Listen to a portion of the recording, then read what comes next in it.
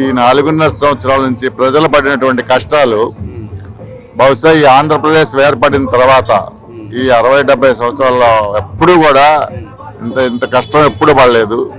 ప్రజలు ఇవాళ దిక్కుచోచని పరిస్థితిలో ఉన్నారు. ఈ అరాచక ప్రభుత్వం మరి ఏదో ఒక ఛాన్స్ అన్నందుకు తెలుసో తెలియకో తీసుకొచ్చుకున్నందుకు ఇవాళ పడేటువంటి బాధలు చెప్పడానికి వెళ్ళలేదు. కనీసం మంచి రోడ్డన్నా వేయలేనటువంటి పరిస్థితిలో ఉంది ప్రభుత్వం. మరి కేవలంగా ఓట్ల కోసం దృష్టిలో పెట్టుకొని సంక్షేమ పథకాలని చెప్పి అవి కూడా చాలీచాలని పథకాలు ప్రజలకి ఏమంత ఉపయోగం లేనటువంటి విధంగా ఆర్థిక అవసరాలు తీర్చలేని విధంగా మరి వాటిని ప్రవేశపెట్టి ఏదో ఓట్లు కొల్లగొట్టాలని చూస్తుంది తప్ప మరి విద్య విషయంలో కానీ, ఆరోగ్యం విషయంలో కానీ, ఉద్యోగాల విషయంలో, కల్పన విషయంలో కానీ, పారిశ్రామిక అభివృద్ధి విషయంలో కానీ, రైతులకు చేయాల్సినటువంటి విషయాల్లో కానీ, మరి మహిళలకి ఉన్నటువంటి రక్షణ విషయంలో కానీ ఏ విషయంలో కూడా ఈ ప్రభుత్వం ముందుకెళ్ళలేకపోయింది. చాలా దారుణమైనటువంటి పరిస్థితులను ఈ 4.5 సంవత్సరాలుగా మరి రాష్ట్ర ప్రజలంతా చూస్తూ ఉన్నారు. మరి ఎప్పుడు వస్తుందా ఏప్రిల్, ఎప్పుడు ఎలక్షన్లు జరుగుతాయా, మరలా చంద్రబాబు గారిని ఎప్పుడు తీసుకొచ్చుకుందామా, మరలా ఈ రాష్ట్రానికి జరిగినటువంటి గాయం పోడ్చాలంటే చాలా కాలం పడుతుందనేటువంటి బాధలో ఉన్నారు అందరూ కూడా.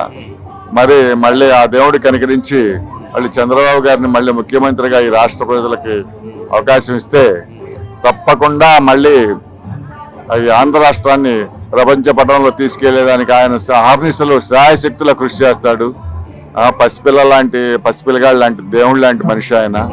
ప్రతినిత్యం కూడా ప్రజలు వాళ్ళకి ఏం చేయాలి, ఏం చేస్తే రాష్ట్రం బాగుపడుతుంది, నా ప్రజలు, నా చెల్లెళ్ళు, నా తమ్ముళ్ళు అనేటువంటి తమ్ముళ్ళతో పనిచేసేటువంటి భారతదేశంలో ఉన్న ఏకైక నాయకుడు, ప్రజానాయకుడు, నిజమైన ప్రజానాయకుడు నారా చంద్రబాబు నాయుడు గారు అనడానికి ఏ మాత్రం అతిశయోక్తి లేదని చెప్పి సందర్భంగా జగనన్న ప్రభుత్వంలో ఎట్లా ఉంటుంది? ఈరోజు సంక్షేమ పథకం కాదు, జగన్ ప్రభుత్వం అనేది 4 సంవత్సరాల నుంచి ప్రభుత్వం ఇసుగారిపోయింది. ఎందుకంటే ఒక మహిళలకు ఆ రోజు మరి అధికారంలోకి చంద్రబాబు నాయుడు గారు ఉన్నప్పుడు చాలా బాగుండేది. మహిళలకి అన్ని రకాలుగా డాక్రా గ్రూపులు కానీ, మహిళలకు రాజకీయంగా అన్ని రకాలుగా మంచిగా ఉండేది. అలాంటిది ఈరోజు జగనన్న వచ్చిన తర్వాత మరి ఆ రోజు ఆయన నవరత్నాలు అనే దాని కాన్సెప్ట్ మీద మరి నేను వస్తే మీకు మంచిగా ఉంటుంది అని చెప్పి అందరితో ఓట్లు వేయించుకొని ఈరోజు ఒక గ్యాస్ ఏంటి మరి వాస్తవంగా మనకి గ్యాస్ గురించే కాదు, కరెంటు బిల్లులు అండి. ఈరోజు ఒక మహిళలు కాదు కట్టుకోలేకపోతున్నారు. 6 సర్ఛార్జీలని 6 రకాలుగా వేస్తున్నారు. ఇట్లాంటి పరిస్థితుల్లో మరి మనం ఇప్పుడు 4 సంవత్సరాల నుంచి ఒక మహిళలకు కూడా ఒక రక్షణ అనేది లేదు. ఎన్నో ఆత్మహత్యలు మహిళల మీద ఎన్నో జరుగుతున్నాయి. ఇటువంటి ప్రభుత్వం అనేది మేము ఇప్పుడు అంతకుముందు బ్రిటిష్ వాళ్ళు పరిపాలించే వాళ్ళు అనేవాళ్ళు చూడండి, అట్లాంటి రాజ్యాన్ని ఇప్పుడు గుర్తుకు తీసుకొస్తున్నారు ఈ జగన్మోహన్ రెడ్డి ప్రభుత్వం.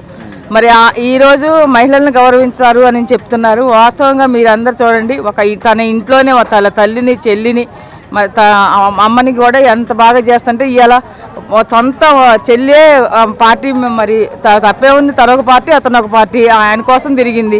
అట్లాంటి చెల్లి మీదనే ఈరోజు నిందలేస్తున్నారంటే అంటే తన సొంత చెల్లిని గౌరవించలేని వ్యక్తి అసలు మిగతా మహిళల్ని ఎలా గౌరవిస్తారండి? మరి అట్లాంటి ముఖ్యమంత్రి పరిపాలనలో మనం అందరం ఉండటం చాలా సిగ్గుపడుతున్నాము. ఎందుకంటే ఆయన అధికారంలో రావడంతోనే అరాచకం ప్రజావేదిక కూల్చారు. ఆ వేదిక కూల్చిన దగ్గర నుంచి అంతా వినాశనమే. ఎందుకంటే అప్పుడు మన పంచాయతీ బిల్డింగ్లకు కానీ అన్ని రంగులు వేస్తే ఆ రంగులు కూడా అంత పిచ్చి అన్నమాట. ఒక పార్టీ అనేది లేకుండా 1800 కోట్లు అప్పుడు రంగులకే ఖర్చు, అదే చెరిపేయడానికి మళ్ళీ ఆ రంగులు వేయడానికి ఖర్చు పెట్టారు.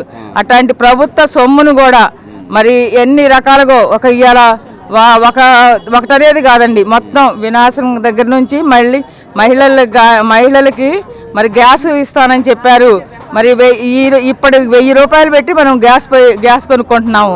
నిత్యావసర వస్తువులు అసలు ఈ రోజుల్లో కొనే పరిస్థితి లేదు.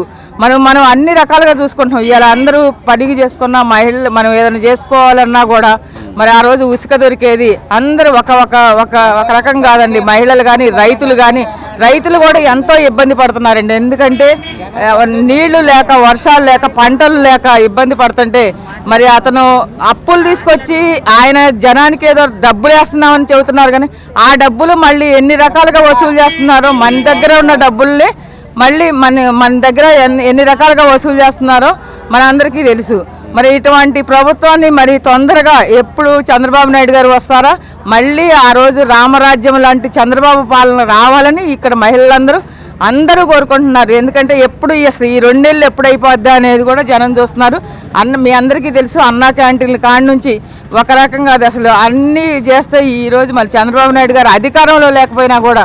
ఇప్పుడు టీడీపీ జనసేన పొత్తులో భాగంగా ఇద్దరు బాగుంటుంది అంటారా, లేకపోతే లేదు? తప్పకుండా అండి. ఎందుకంటే జనసేన టీడీపీ పొత్తు అనేది ఎందుకంటే ఒక రాక్షస పాలనని అంతమొందించడానికి మరి అతను నిజంగా వాస్తవంగా నేను గెలుస్తానని అంటున్నాడు. ఎందుకు?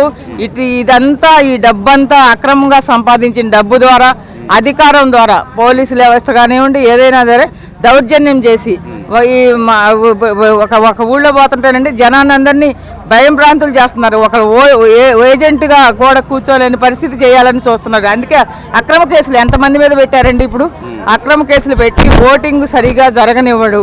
మంచి కార్యకర్తలు కావాలా. మన బీజేపీ వాళ్ళందరి ద్వారా కూడా పొత్తు కూడా మనం కోరుకునేది జనసేన. మనం ఎలక్షన్స్ అనేది మంచిగా జరగాలి అంత అయితేనే. ఎందుకంటే ఇతనికి తెలుసు, ఇతను రాక్షసులు లాంటోడే మనకి ఇప్పుడు రాజ్యం వెళ్తున్నాడు.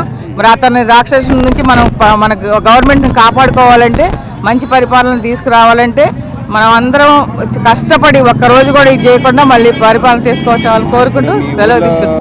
ఇక్కడ వైసీపీ ఎమ్మెల్యే గెలిచి ఏమీ చేయలేదు. ఇక్కడ వడ్డీ ₹1,00,000 వడ్డీ కూడా 7,000 కట్టించుకుంటున్నారు. ఇదివరకు చంద్రబాబు గారు ప్రభుత్వం ఉన్నప్పుడు ఒక వడ్డీ లేకుండా జీరో అకౌంట్ మీదే సంతకం పెట్టేవాళ్ళం. ఇక్కడ ఇంకా మంచినీళ్ళు కానీ, కాలువలు కానీ అది అభివృద్ధి లేదు, లేవు. రోడ్లన్నీ గుంటలకు మయం మారినాయి. ఈసారి ఇక్కడ తంగిరాల సౌమ్య గారిని గెలిపించడానికి మేము అందరం సిద్ధంగా ఉన్నాం అని తెలియజేస్తున్నాము. టీడీపీ జనసేన సందర్భంగా సౌమ్య గారిని గెలిపించడానికి మా మండలం తరఫున ధన్యవాదాలు తెలుపుతున్నాం.